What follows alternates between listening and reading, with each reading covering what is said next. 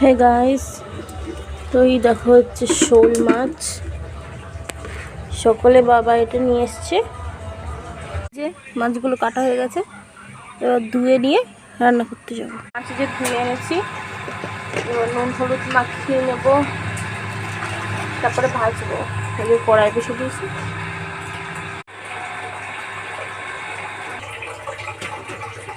তো মাছগুলো ভেজে নেবো। মাছ ভাজার এবার উল্টে দেবো।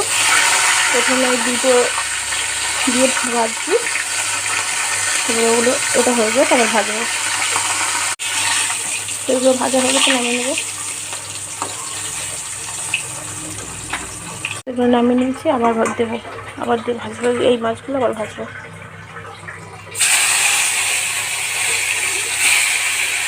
হয়ে গেছে, এখন নামিয়ে দেবো।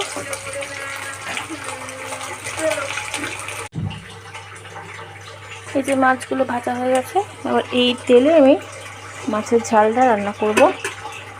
তো ফোড়নে দিয়ে দিচ্ছি পেঁয়াজ,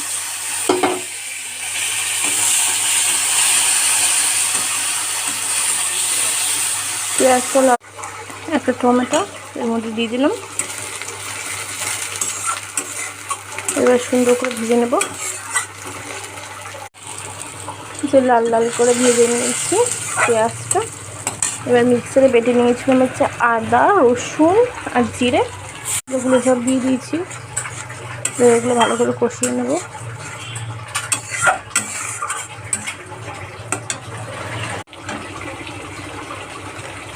এখন লঙ্কার গুঁড়ো দিয়ে দিচ্ছি।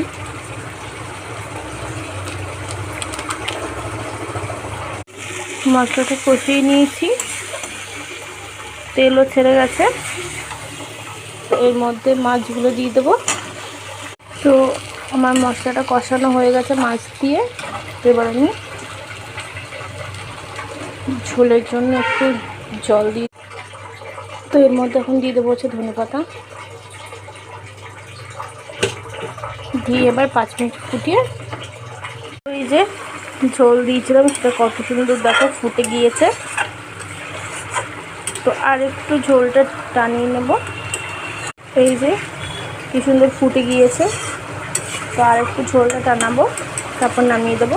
তো যারা আমার ফেসবুক পেজটিকে নতুন দেখছো, তো আমার এই যে মাছের ঝোলটা হয়ে গিয়েছে, তো আমি এটা এখন নামিয়ে নেব, আর বেশি টানাবো না। ঝোল রেসিপিটা কমপ্লিট, আমি নামিয়ে দিয়েছি।